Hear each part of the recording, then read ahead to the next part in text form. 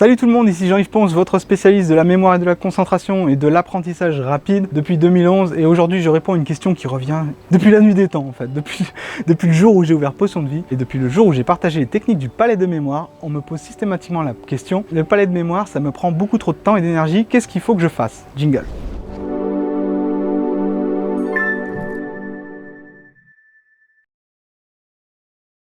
Le palais de mémoire, si vous avez lu Booster votre mémoire ou Mémoriser l'impossible en vous amusant, le truc c'est que le palais de mémoire c'est la technique la plus ultime au niveau de l'art de la mémoire parce qu'elle donne des résultats très vite, vous pouvez très vite booster votre mémoire de façon impressionnante comme ça. Le truc c'est que bien souvent le piège c'est que la plupart des gens se mettent à vouloir l'utiliser pour tout et n'importe quoi. Parce que comme ça marche bien sur une liste de choses, ils se disent bon bah voilà ça va marcher pour mes cours etc. Donc je vais l'utiliser à toutes les sauces. Tous mes cours je vais les transformer en mots-clés, je vais mettre tous ces mots-clés dans des palais de mémoire gigantesques etc. Oui vous pouvez faire ça en théorie. Seulement en pratique, vous n'êtes pas suffisamment expert en palais de mémoire pour pouvoir le faire sans prendre beaucoup de temps et sans prendre beaucoup d'énergie à votre cerveau. Donc, le fait de tout vouloir mettre en palais de mémoire, c'est une erreur que vous ne devriez pas commettre. Il faut utiliser le palais de mémoire seulement pour les choses qui sont les plus difficiles.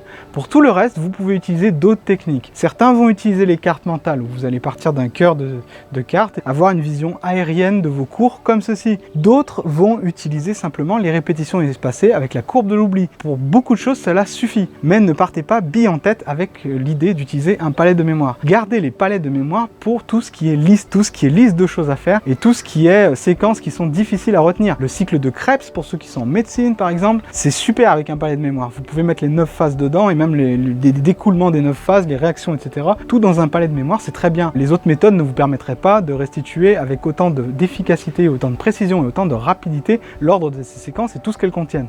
Mais pour des ensembles de longs chapitres, est-ce que c'est vraiment la meilleure technique? Parfois oui, parfois non, mais en tout cas, si cela vous prend beaucoup de temps, c'est que pour vous, ce n'est peut-être pas la meilleure des méthodes. N'oubliez pas que vous allez vous améliorer avec le temps, donc ne laissez jamais tomber le palais de mémoire complètement, mais ne l'utilisez pas systématiquement. Utilisez-le comme la grosse artillerie, l'arme de la dernière chance, mais jamais en première stratégie si ce que vous avez à mémoriser est quelque chose de long et que vous n'avez pas l'habitude en fait. Donc, quelle autre technique utiliser?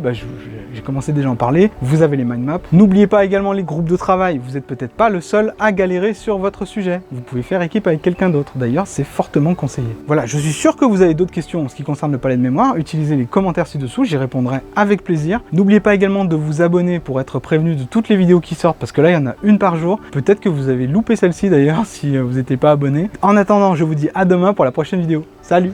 Attends, on refait, c'est nul ça. Chaque jour je vous pars ça, il est c'est nul ce que je dis.